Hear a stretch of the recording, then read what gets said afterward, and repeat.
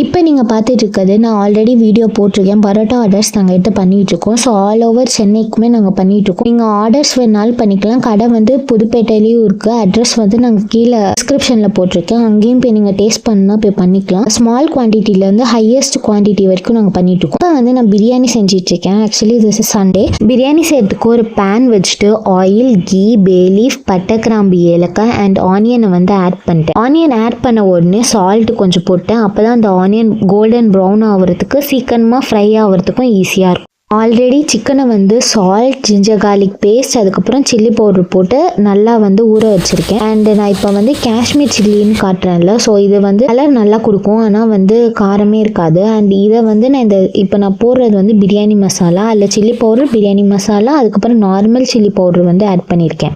தக்காளி, பச்சை மிளகாய், மின்ட் லீஃப், கொரியாண்டர் லீஃப். ஃபைனலாக பிரியாணி மசாலா கொஞ்சம் ஆட் பண்ணிட்டு லிட்டை க்ளோஸ் பண்ணி வச்சிடலாம்.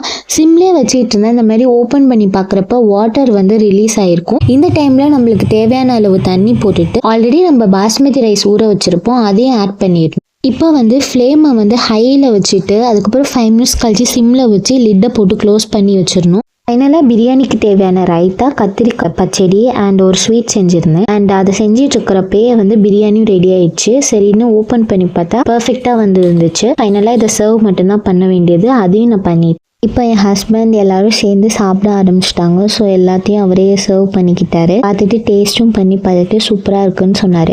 இதே மாதிரி நிறைய வீடியோஸ் வேணும்னா லைக் பண்ணுங்கள், ஷேர் பண்ணுங்கள், சப்ஸ்கிரைப் பண்ணுங்கள். தேங்க்யூ. அண்ட் நான் ஆல்ரெடி சொன்ன மாதிரி பரோட்டாஸ் ஆர்டர் வேணும்னா நான் ஆல்ரெடி கொடுத்துருக்குற நம்பருக்கு வந்து கான்டாக்ட் பண்ணி பேசிக்கோங்க. எவ்வளோ கம்மி ரேட்டில் தர முடியுமோ அவ்வளோ கம்மி ரேட்டில் தருவாங்க.